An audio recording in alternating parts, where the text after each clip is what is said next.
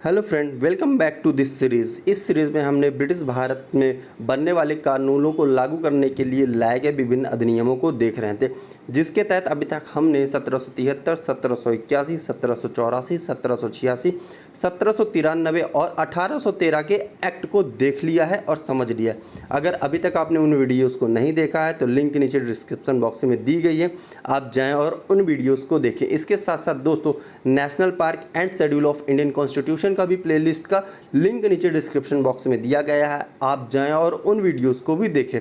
अगर आप संबंधित विषय की पीडीएफ चाहते हैं तो आप हमारे टेलीग्राम ग्रुप के साथ जुड़ सकते हैं, जिसकी लिंक भी नीचे डिस्क्रिप्शन बॉक्स में दी गई है। दोस्तों, मैं GS Chauhan RJS study point में आपका स्वागत करता हूं। दोस्तों, आज का हमारा टॉपिक चार्टर एक्ट 1833 है। दोस्तों, पुराने अधिनियम और 1833 के अधिनियम में क्या समानताएं हैं और क्या परिवर्तन है, हम आज इस टॉपिक में देखने जा रहे हैं। दोस्तों, जैसा कि आपको पता है कि जितने भी चार्टर एक्ट या एक्ट लाए गए हैं वो किसके लिए लाए गए हैं, कंपनीज से संबंधित थे। तो उन कंपनीज में जो पहला प्रावधान होता था वो था कि जो कंपनी का ट्रेड है, मतलब कि कंपनी का जो चार्टर है उसे क्या किया जाएगा, फिर से बढ़ाया जाएगा। और कितने वर्षों के लिए बढ़ाया जाएगा? 20 वर्षों के लिए बढ़ाया जाएगा। ये प्रत्येक एक्ट में कॉमन पॉइंट होता था कि कंपनी के चार्टर को 20 वर्षों के लिए क्या किया जाएगा, बढ़ाया जाएगा। ठीक है। इसके बाद क्या है दोस्तों, जो मेन चीज़ होती है, हमने 1813 के एक्ट में देखा था, उसमें क्या था कि कंपनी का जो कॉमर्शियल मोनोपोली अर्थात ट्रेड मोनोपोली है उसे तो समाप्त कर दिया गया था, दो अपवाद यानी दो एक्सेप्शन को छोड़ के। वो एक्सेप्शन क्या थे? पहली चीज़ था हमारा टी, कौन था? टी, और दूसरा था चाइना के साथ व्यापार। ये दो एक्सेप्शन थे जिसका सिर्फ मोनोपोली किसके पास था? ईस्ट इंडिया कंपनी के पास था।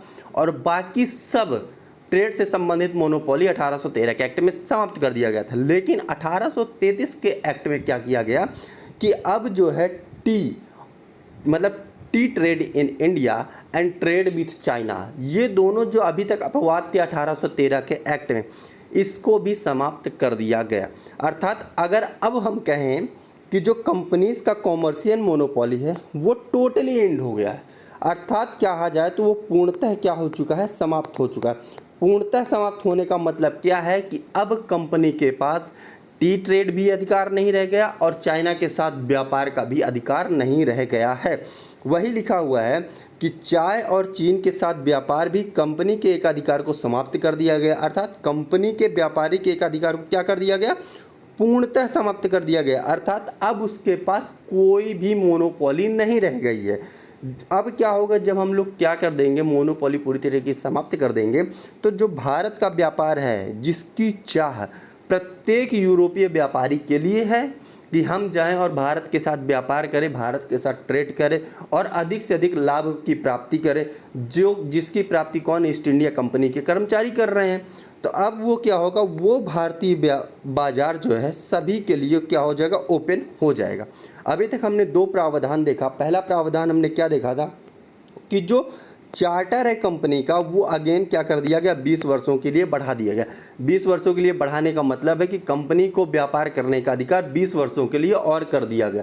इसके अलावा जो व्यापारी के एकाधिकार है उसे क्या कर दिया गया? पूर्णतः समाप्त कर दिया। पूर्णतः समाप्त करने का तात्पर्य क्या है कि अब कंपनी चीन के साथ व्यापार नहीं कर सकती है और चाय का भी व्यापार नहीं कर सकती, करेगी लेकिन एकाधिकार नहीं रह जाएगा। अब चीन और चाय का व्यापार अन्य व्यापारिक कंपनी भी चाहे तो कर सकती है, लेकिन 1813 के एक्ट में ये दोनों क्या थे? एक्सेप्शन थे।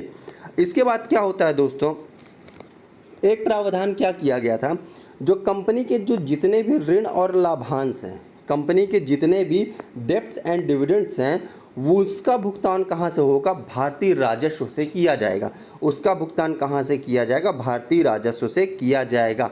अब जो मेन चेंजेस हम देख रहे हैं, जो मेन चेंजेस हम देखने जा रहे हैं वो क्या है कि अभी तक जो गवर्नर जनरल ऑफ बंगाल था, कौन था? Governor general of Bengal. ये आपको कमेंट बॉक्स में बताना होगा कि पहला गवर्नर जनरल ऑफ बंगाल कौन था, अर्थात पहला बंगाल का गवर्नर जनरल कौन था और किस अधिनियम के तहत गवर्नर को गवर्नर जनरल ऑफ बंगाल कहा गया। इसका उत्तर आपको कमेंट बॉक्स में बताना है। दोस्तों, अब क्या किया गया, जो गवर्नर जनरल ऑफ बंगाल था, मतलब जो बंगाल का गवर्नर जनरल था, उसे अब भारत का गवर्नर जनरल बना दिया गया। कहाँ का गवर्नर जनरल बना दिया गया? भारत का गवर्नर जनरल बना दिया गया। अब परिवर्तन क्या होगा भारत का गवर्नर जनरल बनाने से? मेन परिवर्तन क्या होगा? यहाँ पे अब केंद्रीकरण की प्रवृत्ति जागृत होगी, अर्थात कहा जाए सेंट्रलाइज्ड एडमिनिस्ट्रेशन का क्या होगा? प्रावधान होगा। मतलब सेंट्रलाइज्ड एडमिनिस्ट्रेशन देखने को मिलेगा। केंद्रीकृत प्रशासनिक तंत्र का मतलब क्या होता है? केंद्रीकृत प्रशासनिक तंत्र का तात्पर्य यह होता है कि जितनी भी शक्तियां होंगी उन सब शक्तियों की बागडोर, मतलब कहा जाए मेन बागडोर किसके हाथ में चला जाएगा? वो सभी बागडोर किसके पास चला जाएगा? गवर्नर जनरल ऑफ बंगाल के हाथ में चला जाएगा। जैसे एग्जाम्पल के तौर पे आप समझ सकते हैं कि अभी तक क्या होता था कि जो हम देख रहे थे कि गवर्नर जनरल ऑफ बंगाल जो था उसके अधीन मद्रास और कहाँ के? बम्बई के गवर्नर थे। और मद्रास और बम्बई के गवर्नर तो थे, लेकिन उन्हें विधायी मतलब कि कुछ विधायिका संबंधी शक्तियाँ प्राप्त थी। किन्हें? बम्बई और मद्रास के गवर्नर को, जो कि बंगाल के गवर्नर के अधीन थे, उन्हें कुछ विधायिका संबंधी शक्तियाँ प्राप्त थी।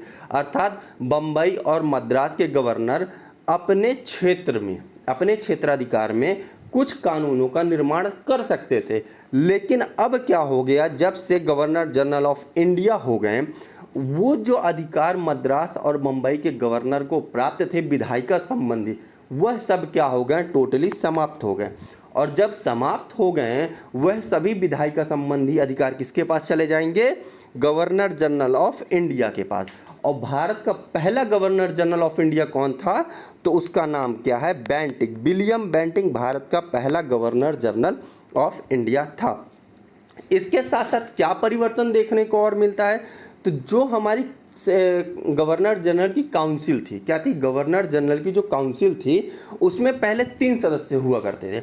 अब आपको बताना है कि किस एक्ट में गवर्नर जनरल की काउंसिल में की संख्या 4 से कम करके 3 कर दी गई। अब क्या किया गया कि जो गवर्नर जनरल और उसकी काउंसिल है उसमें एक सदस्य और ऐड कर दिया गया। पहले कितना था? 1+3 था। अब क्या हो गया? रेशियो 1+4 हो गया। एक और सदस्य इसमें क्या कर दिया गया? ऐड कर दिया गया। और जो सदस्य ऐड किया गया वे कौन था? वो था विधि विशेषज्ञ। कौन था? वो एक विधि विशेषज्ञ था। और इसमें शामिल होने वाला जो सदस्य था, कहा जाए जो चौथा मेंबर बना हुआ था, वो मैकाले था। कौन बना था? मैकाले बना था। और मैकाले के ही अध्यक्षता में, किसकी अध्यक्षता में? मैकाले की ही अध्यक्षता में भारत में कानूनों को लागू करने के लिए विधि आयोग का गठन भी किया गया था। अर्थात कहा जाए 1833 के चार्टर में गवर्नर जनरल उसकी परिषद में के सदस्यों की संख्या 3 से बढ़ाकर 4 कर दी गई। अर्थात पहले गवर्नर जनरल और उसकी परिषद के सदस्यों की संख्या 1+3 होती थी। अब गवर्नर जनरल और उसके परिषद की सदस्यों की संख्या 1+4 हो गई। जो एक सदस्य इसमें ऐड किया गया वह विधि विशेषज्ञ के तौर पर उसकी नियुक्ति की जाएगी। और पहला सदस्य जिसकी विधि विशेषज्ञ के तौर पर नियुक्ति की गई वह कौन था? वो मैकाले था। और भारत में कानून लागू करने के लिए एक विधि आयोग का गठन किया गया, जिसका अध्यक्ष कौन था? तो मैकाले ही इस समिति का अध्यक्ष था। इसके अलावा दोस्तों हमने बता दिया था कि गवर्नर जनरल और उसकी काउंसिल किसको? गवर्नर जनरल और उसकी काउंसिल को संपूर्ण भारत के लिए विशेष विधायी शक्ति प्रदान की गई। ठीक है ना? Given exclusive legislative power for the entire British India. ठीक है ना? गवर्नर जनरल और उसकी काउंसिल को पूरे भारत के लिए विशेष विधायी शक्ति प्रदान की गई। अर्थात अब गवर्नर जनरल और उसकी काउंसिल क्या करेगी? संपूर्ण ब्रिटिश भारत, अर्थात जिन क्षेत्रों में ब्रिटिश का शासन चल रहा है वहाँ के लिए वह कानून का निर्माण कर सकते हैं। इससे पहले क्या है? इससे पहले जैसा कि मैंने आपको बताया कि मद्रास और बम्बई के गवर्नर अपने क्षेत्राधिकार में कुछ नियमों को, कुछ कानूनों को लागू कर सकते थे, अर्थात उन्हें विधायी शक्तियां प्राप्त थी। लेकिन 1833 के चार्टर के बाद वह शक्तियां छीन ली गई मद्रास और बम्बई के गवर्नर से। अब वो सारी शक्तियां भारत के गवर्नर जनरल उसकी काउंसिल को दे दिया गया। ठीक है, अर्थात वही लिखा हुआ है कि इसमें क्या हुआ था, इसने मद्रास और बम्बई के गवर्नर को विधायी संबंधी शक्तियों से क्या कर दिया, वंचित कर दिया। क्या कर दिया, वंचित कर दिया। किससे, विधायिका संबंधी शक्ति से वंचित कर दिया गया तथा भारत के गवर्नर जनरल और उसकी परिषद को संपूर्ण भारत में विधायिका की असीमित अधिकार प्रदान कर दिया गया। क्या कर दिया गया, असीमित अधिकार प्रदान कर दिया गया। किसे अधिकार प्रदान कर दिया गया, गवर्नर जनरल और उसकी काउंसिल को।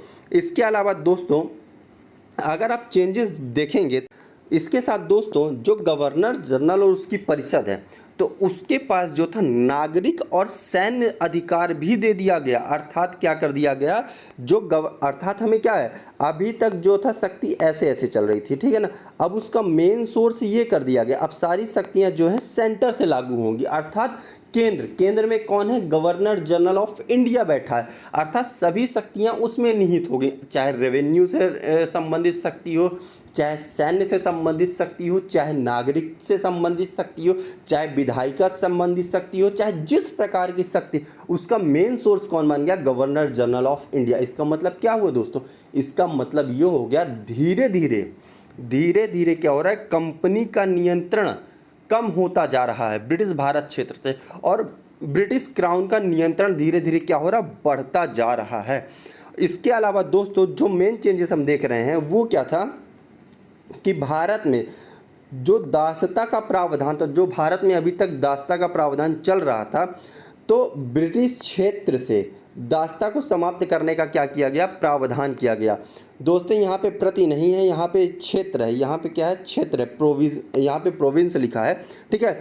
Provision was made to abolish slavery in the British province, मतलब कि जो ब्रिटिश क्षेत्र है वहाँ से दासता को समाप्त करने का क्या किया गया, प्रावधान किया गया, जिसके लिए 1843 में कानून भी लाया गया।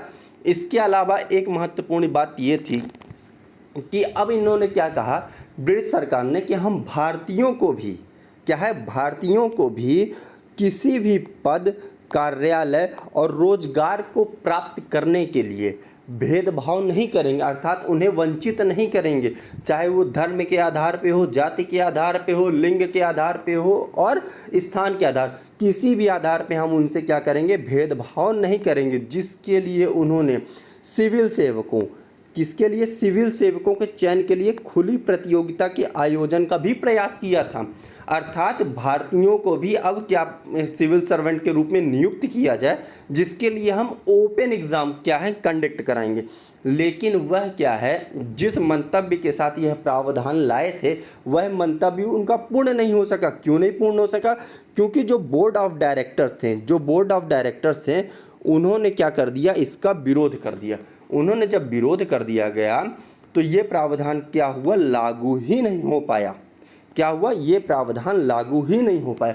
कुल मिला के अगर हम 1833 के चार्टर की बात करते हैं तो इसमें क्या है, केंद्रीकरण को बढ़ावा दिया गया, ठीक है। अभी तक क्या होता था कि जो शक्तियाँ थी विभाजित थी, अब शक्तियों को विभाजित न करके शक्तियों के केंद्रीकरण की बात की गई, ठीक है ना। अब जितनी भी पावर होगी गवर्नर जनरल के पास होगी, गवर्नर जनरल ही मेन शक्ति का स्रोत होगा। और दूसरे शब्दों में हम ये भी कह सकते हैं कि कंपनी की भूमिका अब क्या रह गई, सिर्फ एक न्यासी की रह गई, ट्रस्टी की रह गई। और न्यासी भी किसका, क्या कहा जाए, न्यासी भी किसका, क्राउन का न्यासी बन के रह गया, कौन, कंपनी, ठीक है। और मेन सोर्स कौन बन गया, गवर्नर जनरल ऑफ इंडिया, जिसके कारण क्या हुआ, केंद्रीकरण का प्रावधान लाया गया और सारी शक्तियों का स्रोत गवर्नर जनरल ऑफ इंडिया को कर दिया गया। और कंपनी की शक्ति धीरे धीरे क्षीण होती चली गई और कंपनी क्या हो गई, क्राउन की एक न्यासी बनकर रह गई। धन्यवाद दोस्तों। अगर आपको वीडियो अच्छा लगा हो तो लाइक करें, कमेंट करें, सब्सक्राइब करें और शेयर करें। दोस्तों अगर आपने पुराने वीडियोस नहीं देखी है तो लिंक नीचे डिस्क्रिप्शन बॉक्स में दिया गया है, आप जाएं और उन वीडियोस को देखें। अगर आप पीडीएफ चाहते हैं तो उसकी लिंक भी नीचे डिस्क्रिप्शन बॉक्स में दी गई है, आप जिसके साथ हमारे टेलीग्राम ग्रुप के साथ जुड़ सकते हैं और पीडीएफ प्राप्त कर सकते हैं। धन्यवाद दोस्तों।